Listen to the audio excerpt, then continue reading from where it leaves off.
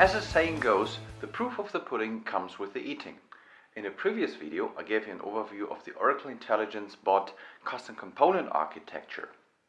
Now in this video, we will have a look at how this all looks in code. Welcome, my name is Frank Nymphius and I'm from the Oracle Mobile Platform team. And with no further ado, let's go right in. Don't know how you feel about Hello World.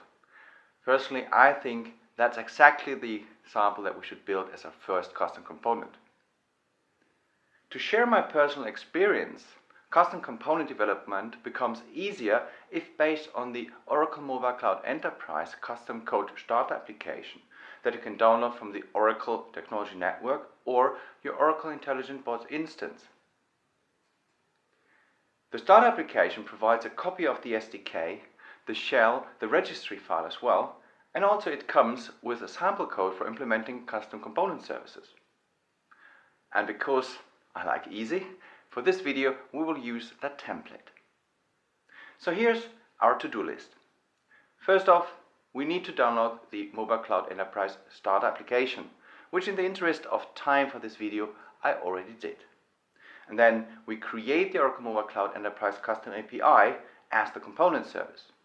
And next, we need to add the SDK to our project. Then we develop the custom component, and finally we deploy our component and register this with Oracle Intelligent Bots. Now, and with this, let's start our development journey with creating the component service.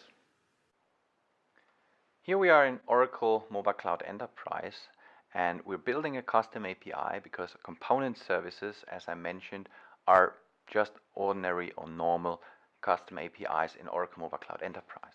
So I click on a new API and the API section here. Now I could create it from scratch using this dialog, but since I downloaded the Oracle Mobile Cloud Enterprise Custom Component Starter application, I do have a RAML file for it, and the RAML file is a metadata file that describes my component service, and I go to MCE bots RAML in my starter component application and click open, and this now imports all of the definitions. All I have to do now is to create a good name for my component service, Hello World, and I like to put CCS at the end or the beginning of the naming so that in the list of custom APIs I can clearly see what is a component service and what maybe is a shared component API. So I provide a name, a description, my first component service. You also see that this here, the Hello World CCS, actually also becomes the API name that is used here at the end. And just to remind you that custom APIs are called as a REST service, so this really matters. Okay, so now I'm clicking create. I go to security, and what I do is I disable a named login option because my custom component service is called from a bot, and the bot is fine and happy to use anonymous authentication. So I save my work, and then when I scroll down here, I go to the implementation option, and here I now have the option to download a scaffold, so that's kind of a starter project to build my custom component service. I can push it to a Git repository, or what I prefer doing for this video is just download a zip file with it. And that's it. Now I can go to my file system, unzip it, and start developing. What we see here is the unzipped content of the implementation that I downloaded. So I did this in advance to save some time here. And what we see is a full project that has a JavaScript file, which is Hello World CCS. And we do have configuration files that now we need to work with. I also put on a separate folder the downloaded starter application. There are some files that I want to add into my project. And I do this on the file system, first of all, because I'm used to it, and second, it's probably the fastest way of doing things. So first, I like to have my components in a JavaScript folder, so I call it JS. Within this folder, I like to have a components folder. And in this folder, that's now personal preference, you can have subfolders that indicate the component responsibility or functionality, in this case hello world. And here we would put our JavaScript file for the component. So switching back here, we need to have the SDK, we need to have the shell, and we want to have the registry. So let me grab these and we copy it over, and this goes into my JavaScript folder. So now I have this, and next is to go and grab from the example a starter component. So go to my hello world, JavaScript component, hello world, and it goes in here. So let's rename it to hello world, and this is it.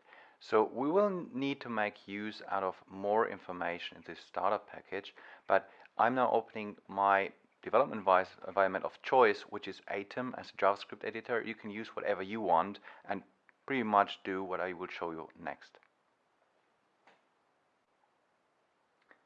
And here I'm in the Atom JavaScript editor, and I have two folders displayed on the left hand side. So this is the project I'm going to build, my Hello World custom component service, and this is the start application that I downloaded. First thing I need to do is I need to edit the package.json file, and this file, as I showed you, is contained within the download. And what Node wants me to do is it wants me to add a 3-digit version.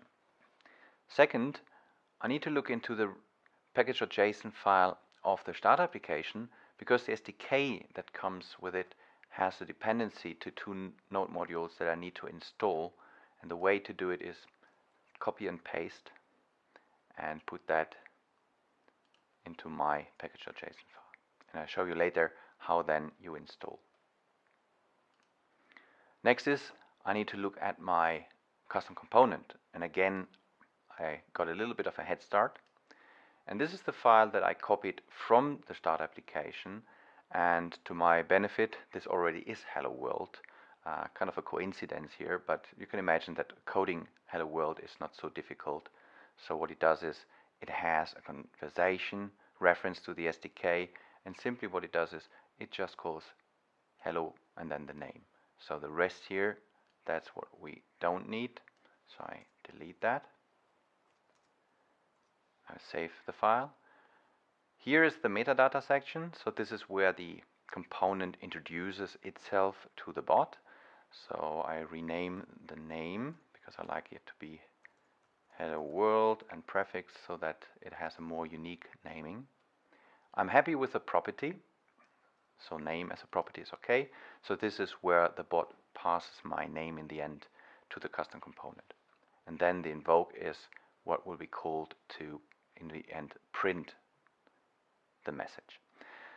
So I've done this, saving that file. Next step for me is, and I can close this one here, is to go to the registry. The registry knows about all of the components, and because we got our registry from an existing example, all I need to do is to change the name here and then give it a different path.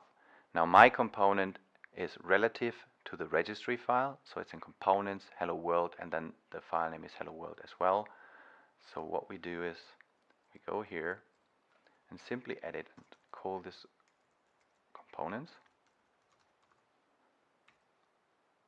and then hello world,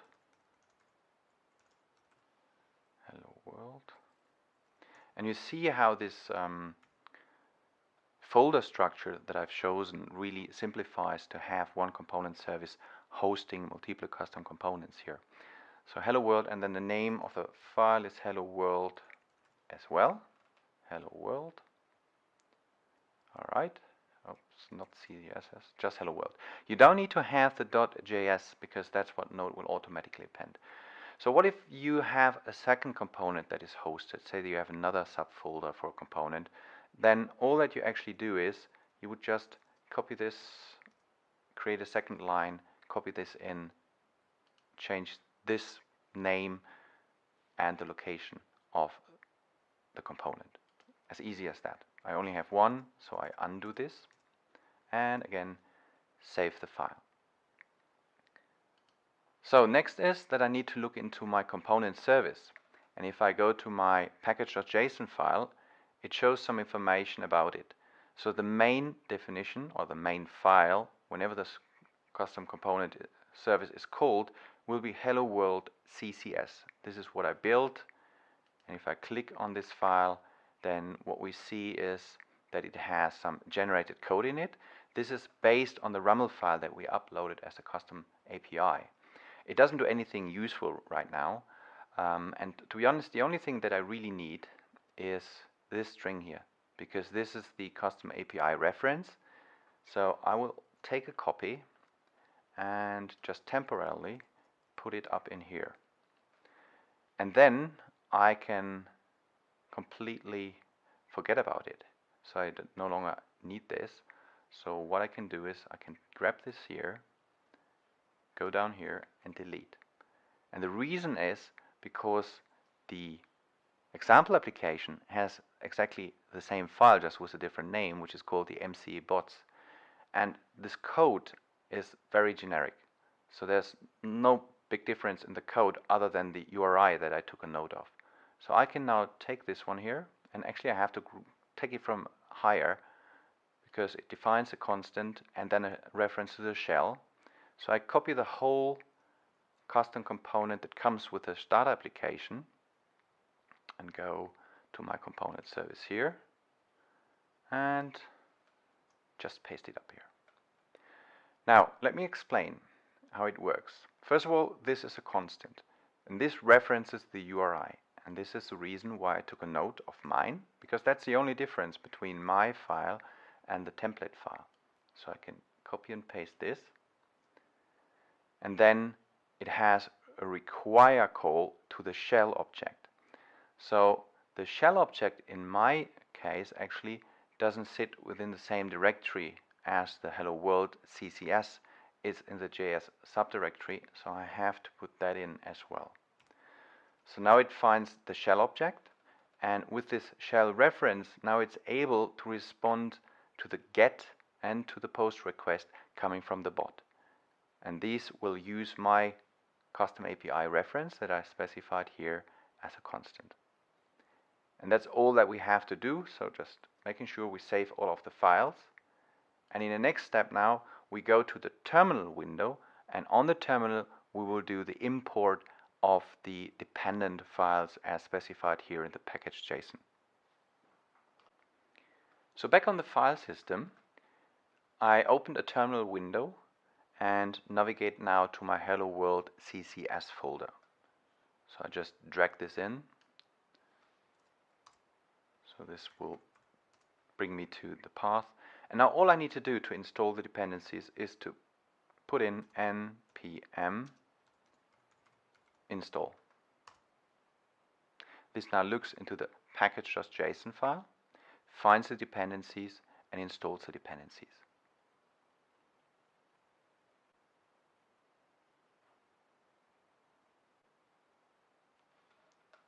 Okay, that's it. That was successful. And we see in my file system structure there's a node module folder, and that has now all of the dependencies imported. So the last step for me to deploy my custom component service is to zip it up. Right mouse, compress, and that's it. Now, and this is what I need to take and to import as my implementation archive. And here we are back in our Oracle Mobile Cloud Enterprise environment, exactly where we left it. And you can see here at the bottom the indication of the downloaded zip file, which is a starter scaffold, which meanwhile we edited to be a real custom component service that now we want to import. So I'm closing this one here, and you can see here's a link to upload an implementation archive. So I click on this, go to my Hello World folder, and just grab the zip file in here, and this uploads the folder.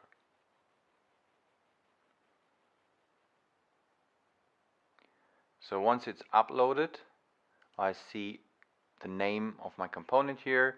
I also see the version number here, and if I wanted, I could test at least the get method in this environment. However, there's one step to do, which I will do next, which is that we have to create a mobile backend, because custom APIs are exposed through a mobile backend, and that's what I'm showing you next. Here I am in the Oracle Mobile Backend environment, and I did not include the navigation in Mobile Cloud Enterprise to this area in my video, just to shorten the video a bit. To create a new mobile backend, well, you have guessed it, I just click the new mobile backend button and I give it a name, so like Hello World Custom Component Service, and I can provide a description. In this case, I like to go without. So the mobile backend is a container that I can use to expose my custom API. So if I go to APIs, then what we see is that I can either create a new API or I can select an API.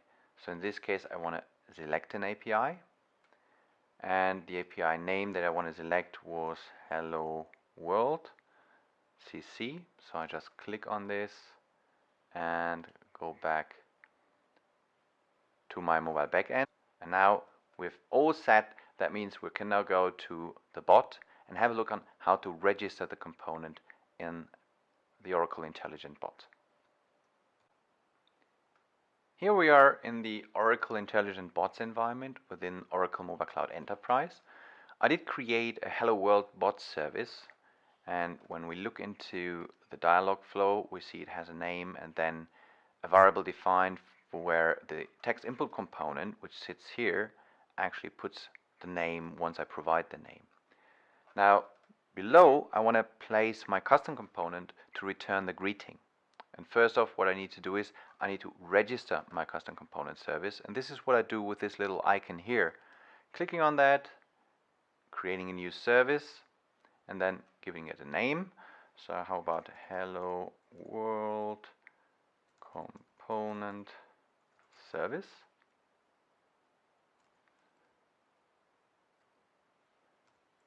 So you see it's a long name, but you know what, I'm German, so we're allowed to do that. And now we need to provide 3 information.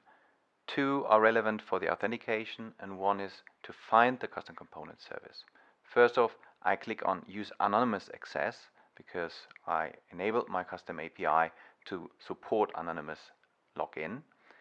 So backend ID is the first one to look up, and in your mobile backend, under settings, you find the mobile backend ID that you just copy and paste in.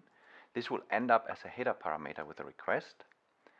Next is the anonymous key, which is here. If this is hidden for you, like here, click on the show and again copy and paste.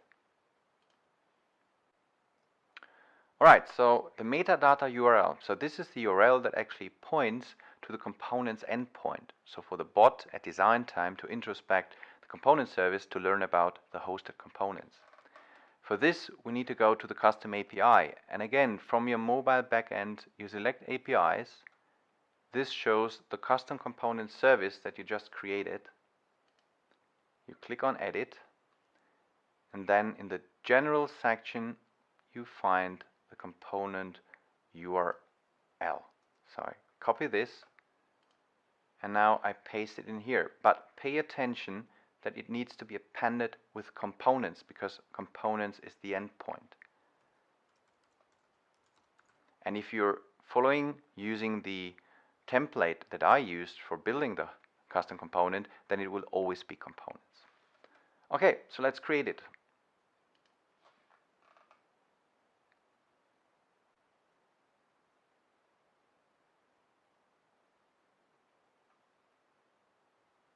Alright, so that was successful. So we see the component in here, and when I click on this arrow here, we will see the component. And if I had more components hosted in the component service, they would be all listed up here.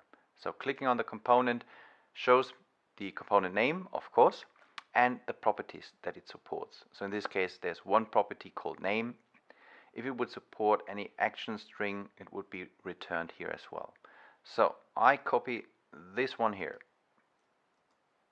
and go back to my dialog flow. Now what I need to do is I need to create a new state, and let's call this state, say, hello. Then for this state I will have a component. Put that in here. This component has properties.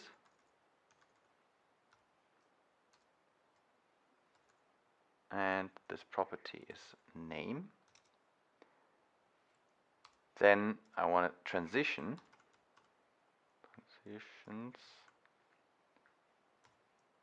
and this should finish the dialog flow. So I do a return and I do a done in here. Okay, so the property will get the name from the variable called name in here. Yeah, as I mentioned, the text component fills whatever I put into this variable. So to do this, I use the $sign, I use curly braces, and then I use the name and value. So first thing I could do is I can hit validate. No problems, that's good. Now let's try and run it.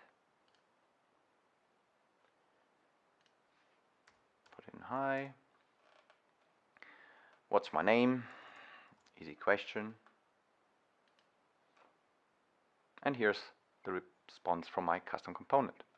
So we did an end-to-end example here where we started building the custom API, where we actually then downloaded the scaffold, where we used the custom component starter application that is provided by Oracle to save us a lot of work, re-uploaded it, registered the component, and run it. So the full cycle within a couple of minutes. And with this, you're all set to start building your own custom component for your own use case. I hope you enjoyed this programming journey and stay tuned for the next video.